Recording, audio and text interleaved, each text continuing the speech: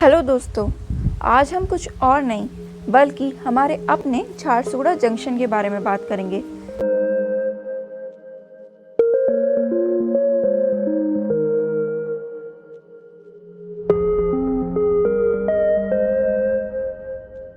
Jharsuguda railway station एक प्रमुख railway junction है जो भारतीय राज्य ओडिशा के उत्तर पश्चिमी भाग झारसुगड़ा जिले में स्थित है। झारसुगड़ा रेलवे स्टेशन 1891 में नागपुर रेलवे की नागपुर आसनसोल मुख्य लाइन के उद्घाटन के साथ आया था। यह सन 1900 में cross country Howrah Nagpur Mumbai line पर एक स्टेशन बन गया। सन 1960 में भारतीय रेलवे ने 3 परियोजनाएं ली: कोटा वलसा कोरापुट जयपुर किरंदुल लाइन, दंडकारण्य परियोजना, तितलागढ़ बलांगीर झारसुगड़ा परियोजना और राउरकेला किरीबुरू परियोजना।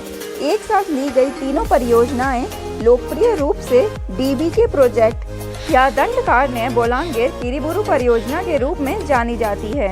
1969 से 1970 में इसका विद्युतीकरण किया गया था।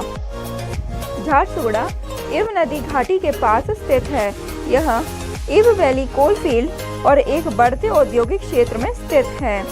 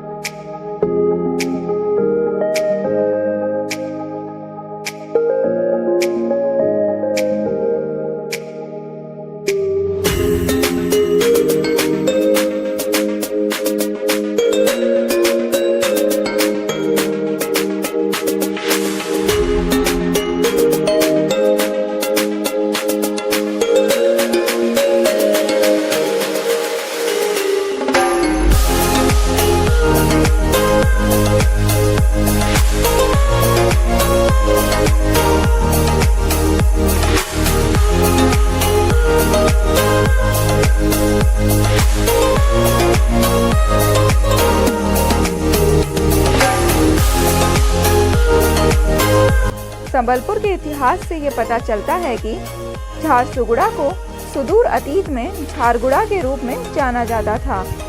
16वीं शताब्दी में चौहान वंश के बलराम देव ने संबलपुर साम्राज्य की स्थापना की।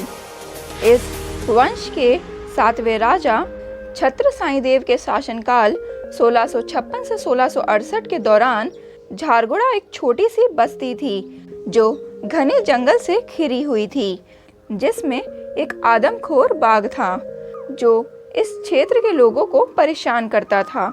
छत्र साई देव के पोते शिवा सिंह ने अपनी तलवार का इस्तेमाल करके बाघ को मार डाला और लोगों को राहत पहुंचाई। मान्यता है कि छत्र साई देव ने शिवा सिंह को भ्रुति या जगेरी के रूप में क्षेत्र में सम्मानित किया। शिवा सिंह के वंशजों ने 16वीं शताब्दी से 18वीं शताब्दी के अंत तक इस क्षेत्र पर अप्रत्यक्ष रूप से शासन किया। इस अवधि के बाद मराठा भोसले की आक्रामकता के कारण संबलपुर राज्य की गिरावट शुरू हो गई। 1818 में ब्रिटिश ने संबलपुर राज्य पर कब्जा कर लिया और महाराजा साईं को नाम मात्र का राजा बनाया गया, जबकि वास्तविक शासन ब्रिटिशर द्वारा किया जा रहा था। 1826 में महाराजा साईं की मृत्यु हो गई और अंग्रेजों ने उनकी विधवा मोहन कुमारी को संबलपुर का शासक घोषित कर दिया। उस समय के झारसुगड़ा के जमींदार गोविंद सिंह ने अंग्रेजों के फैसले को चुनौती दी और खुद को संबलपुर के सिंहासन का असली उत्तराधिकारी होने का दावा करते हुए सशस्त्र विद्रोह शुरू कर दिया। उन्हें खड़ियाल के वीर कृष्ण राय, बरगढ़ के ठाकुर अजीत सिंह, पहाड़ सिंगड़ा के त्रिलोचन राय, भेदेन के जमींदार अभिदुत्त सिंह, खारमंगा की मेदिनी बेरिया, बामड़ा जमींदारी के शिकरू जमादार, जगबंधु होता, बीजू धपादार और डमरू कांडा का समर्थन प्राप्त था। संबलपुर के रेहान विस्वाल, नरसिंह घाटू और सैकड़ों कोंड आदिवासी भी विद्रोह में शामिल हो गए। अंग्रेजों के खिलाफ गोविंद सिंह का यह विद्रोह निर्बोध रूप से 1827 से 1833 तक जारी रहा। 1833 में झाड़ेश्वर मंदिर से सटे विशाल मैदान पर अंग्रेजों और गोविंद सिंह के बीच निर्णायक युद्ध हुआ, जिसमें गोविंद सिंह को हराया गया और मेजर विल्किंसन द्वारा कब्जा कर लिया गया। गोविंद सिंह को जेल की सजा मिली। संबलपुर के सिंहासन के दावेदार के लिए सुरेंद्र साई और खिंडा के जमींदार ने भी अपने दावों को सिंहासन पर दबाने के लिए एक सशस्त्र विद्रोह शुरू कर दिया। 1837 में उन्हें रामपुर के जमींदार पर सशस्त्र हमले के कारण डकैती और हत्या के आरोप में गिरफ्तार किया गया था। न्यायिक परीक्षण के बाद 1840 में सुरेंद्र साई और उनके भाइयों को आजीवन कारावास की सजा मिली और उन्हें हजीराबाग जेल में कैद किया गया। धीरे धीरे संबलपुर में क्रांतिकारी गतिविधियों को शांत किया गया। डिप्लोमेटिक ब्रिटिश सरकार ने आश्वासन दिया कि यदि गोविंद सिंह संबलपुर के सिंहासन के लिए अपना दावा नहीं दबाते हैं तो उन्हें झारसुगुड़ा के माफीदार के रूप में नियुक्त किया जाएगा।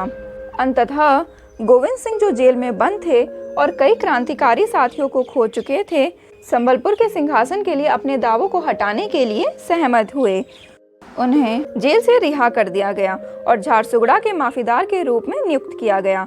गोविंद सिंह के प्रमुख अनुयायी और सहयोगी अर्थात शिकरू जमादार, बीनू धपादार, डमरू कंधा, रोशन विश्वाल और नरसिंह घाटू को एक मुकदमे के बाद अगस्त 1833 में संबलपुर जेल परिसर में फांसी दी गई। ऐसा ही हाल सुरेंद्र साई के सहयोगियों का भी था।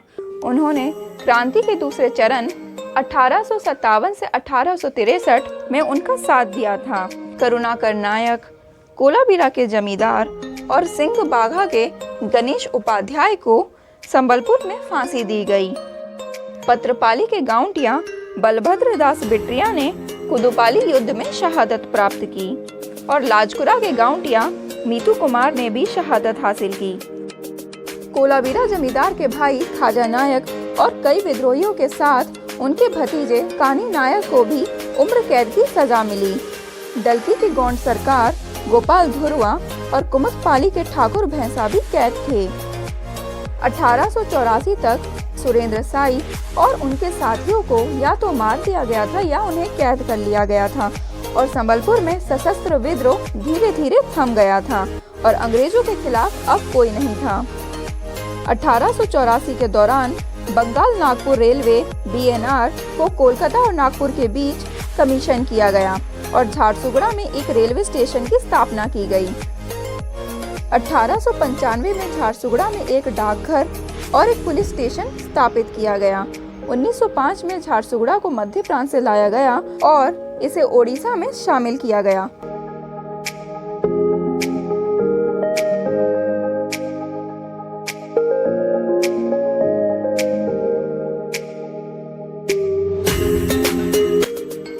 तो मेरी झारसुगुड़ा और झारसुगुड़ा जंक्शन के बारे में जानकारी यहीं समाप्त होती है।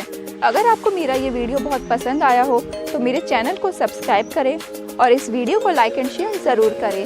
Till then bye bye.